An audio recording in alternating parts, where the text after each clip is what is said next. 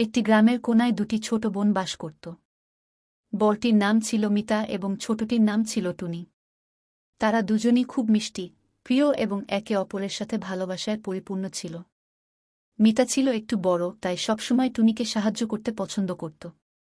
টুনি ছিল একটু চঞ্চল এবং সব সময় মিতার পিছু পিছু ঘুরত। একদিন গ্রামের মেলার আয়োজন ছিল। মিতা এবং টুনি দুজনেই মেলায় যাওয়ার জন্য উত্তেজিত ছিল। কিন্তু মিতা জানত যে তাদের বাবা মা খুব ব্যস্ত, তাই তারা একাই যেতে পারবে না। মিতা টুনিকে বলল, দে, আমি তোকে নিয়ে যেতে পারি, কিন্তু আগে আমাদের বাড়ির কাজগুলো শেষ করতে হবে। টুনি মন খারাপ করে বলল, তাহলে আমি বসে থাকব? মিতা হেসে বলল, না, আমরা মিলে কাজগুলো শেষ করব, তারপর একসাথে মেলায় যাব। দুজন মিলে ঝকঝকে ঘর সাজিয়ে খুঁটিনাটি কাজ শেষ করে মেলার জন্য বেরিয়ে পড়ল। মেলা ছিল আনন্দে ভরপুর। তারা একসাথে রাইডে চড়ল, মিষ্টি খেল, আর হাসিখুশিতে দিন কাটাল। বাড়ি ফিরে তাদের বাবা মা তাদের কাজের প্রশংসা করল।